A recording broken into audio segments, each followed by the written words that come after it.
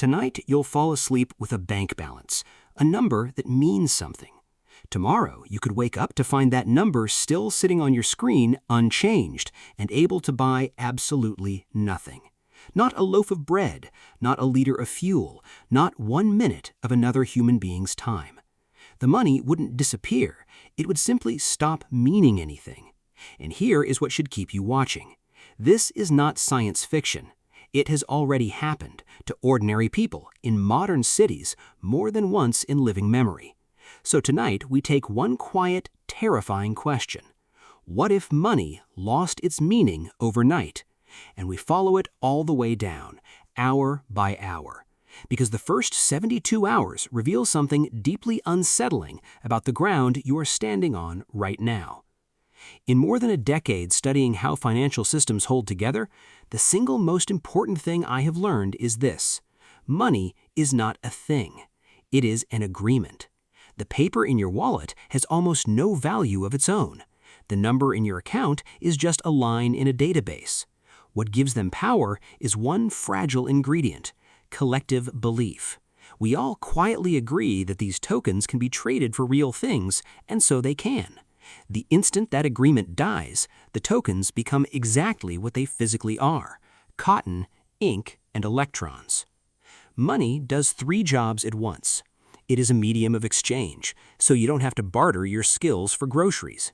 It is a store of value, so the work you do today can be spent next year. And it is a unit of account, the ruler we measure every price, wage, and debt against. Every one of those jobs runs on the same fuel: trust, which means all 3 can fail in the same instant, the moment that belief breaks.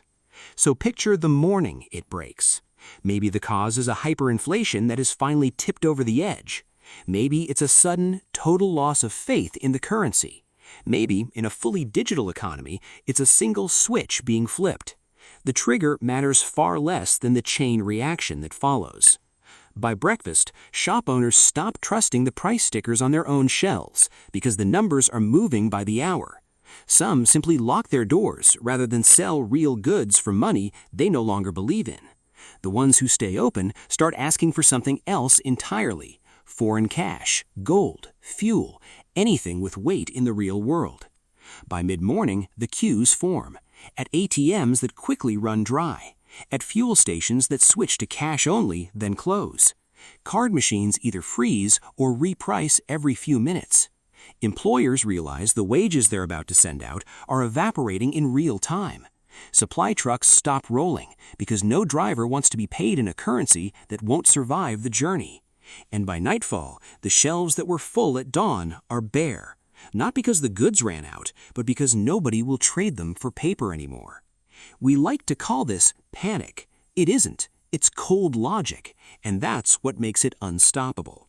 If you believe the money is dying, the rational move is to spend it or convert it before everyone else does. But everyone else is running the exact same calculation at the exact same moment. The first people to act save themselves. The last are left holding worthless paper. So the rush isn't irrational fear. It's a race that every single person is right to join. That is the cruel engine inside every collapse. The smartest individual response guarantees the fastest collective ruin. No army and no law can stop millions of people from each making a sensible decision at once. Here is the part that surprises people. Commerce does not stop. Humans are far too inventive for that. It simply reverts to older, rougher forms. Barter reappears within hours, clumsy and slow, but functional. Then communities reach for whatever can serve as substitute money. Cigarettes became literal currency in prisoner of war camps, traded by the stick. Venezuelans paid with eggs and bags of rice when their banknotes became worthless. In other collapses, it was fuel, bullets, bottled water, soap. Anyone holding United States dollars suddenly wields real power, and the economy quietly dollarizes around them. Gold comes out of drawers and out from under floorboards. And something deeper returns: reputation as currency. Your neighbor extends you credit because they know you'll make it right, not because of any number on a screen. Trust shrinks down from the level of a nation to the level of a street. which is exactly why the countryside, with food and tight communities, survives this far better than the city. A modern metropolis is the most efficient machine humans ever built, and the most dependent on money working. Strip that out, and the very density that made it powerful turns against it. If this feels far-fetched, that is only because it hasn't happened to you yet. It has happened to millions of others, and the footage is real. In Weimar Germany in 1923, prices rose so fast that workers were paid twice a day and sprinted to the shops before lunchtime halved their wages. People papered their walls with banknotes and burned them in stoves because the paper was worth more as fuel than as money. Hungary in 1946 holds the grim world record, prices roughly doubling every 15 hours, the fastest currency death ever measured. Zimbabwe printed a $100 trillion note that couldn't buy a week's groceries.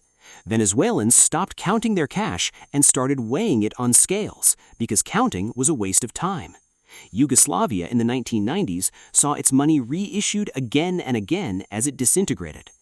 Across every single case, the same pattern repeats, and it's the part everyone gets wrong. The end is never gradual. Confidence erodes slowly for years and then collapses at once. The currency doesn't limp to its death. It falls off a cliff the day people stop believing. And we even saw a controlled glimpse of this in 2008, when banks briefly stopped trusting each other and the entire global system seized in a matter of days. When money loses its meaning, it does not punish everyone equally. It performs a brutal, invisible redistribution of wealth, and understanding who ends up on each side is the whole game. The losers are painfully predictable. Savers whose life's work is erased overnight. Pensioners on fixed incomes that buy less every hour. Salaried workers paid in a currency dying faster than they can spend it. And anyone owed money because the debt they're repaid in is now worthless. The winners are just as predictable, and that's what makes it dangerous. Borrowers watch their debts effectively vanish into nothing.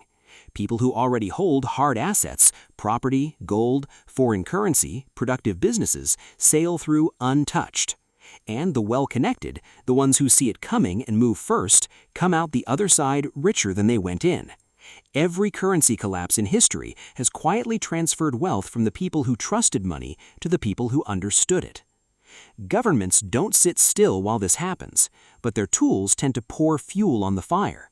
They try price controls, ordering shops to sell at the official price. The result is empty shelves and a thriving black market, because nobody sells at a loss. They try capital controls, freezing how much you can withdraw or move, which only convinces people the money is truly doomed and deepens the run. They confiscate, redenominate, or launch a new currency overnight, lopping zeros off the old one. Sometimes a credible new currency works, but if the underlying trust is gone, citizens treat the new notes exactly like the old ones, and the cycle simply restarts. The hard lesson from history is that once belief is broken, no decree can command it back. Now the uncomfortable question: could the overnight version actually strike somewhere that feels safe today? There are three honest paths.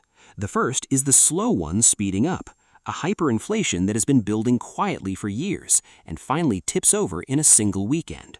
The second is a sudden crisis of faith, a currency run, where markets and citizens lose confidence faster than any central bank can possibly respond. The third path is the genuinely new one, and the reason overnight is no longer just a figure of speech. As economies go fully digital, as physical cash quietly disappears, and money becomes pure code on a screen, a single catastrophic failure becomes possible in a way it never was before. A technical failure, a coordinated cyber attack, a loss of access to the system itself. In a world without cash to fall back on, the distance between "my money works perfectly" and "my money means nothing" can be measured not in years, but in minutes. So, this brings us to what this whole thought experiment is really about. Money is the most powerful collective fiction our species ever written. Its entire strength comes from belief, and so does its entire fragility. The system works precisely because we never test it. We hand a stranger a piece of paper or tap a glass screen and simply trust that the value will be honored on the other side. billions of us, every second of every day, agreeing on the same invisible story. It's astonishingly robust, right up until the exact moment it isn't. And the line between those two states is not made of gold or law or technology. It is made of confidence, the one thing no government can manufacture and no algorithm can guarantee. So the next time you check your balance, remember what that number actually is. Not wealth, a promise. A promise that everyone else will keep believing in right alongside you. The strangest part of this scenario isn't how it ends, it's how little it would take to begin and how much of your entire life is quietly built on the assumption that it never will. If this made you see the money in your pocket a little differently, that is exactly the point. Subscribe to The Silent World Decoded, and let's keep uncovering what's hidden in plain sight.